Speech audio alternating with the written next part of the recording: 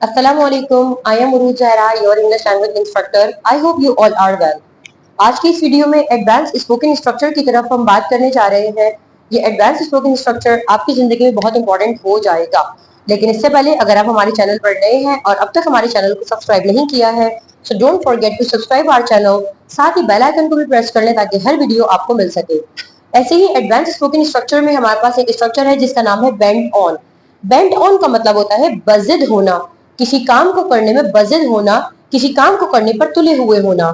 अगर हम इसके स्ट्रक्चर की बात करें, सबसे पहले सब्जेक्ट है, then is am are, then bent on, then verb fourth form and object.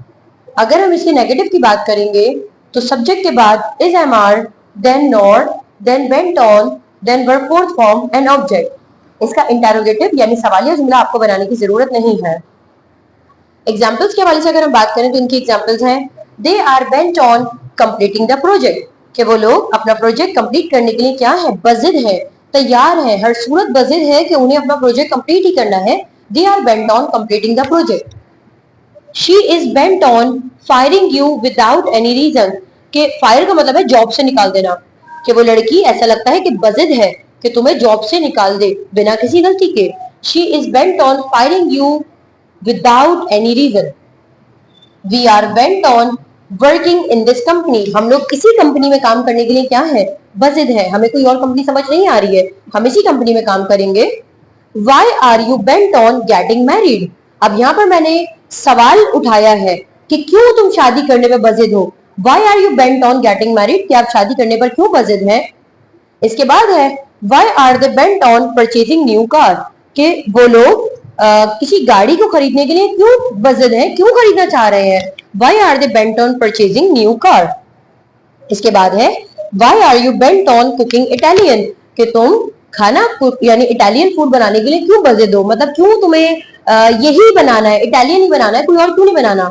तो फॉर एग्जाम्पल मैं खाना खाने के लिए बजिद हूँ, कोई काम करने के लिए, कोई कसम खाने के लिए, वादा करने के लिए, यूनिवर्सिटी जाने के लिए, मुख्तलिफ वोकेबलरी आप लगाएंगे और इसकी मदद से मुख्तलिफ सेंटेंसेस आप बना सकते हैं।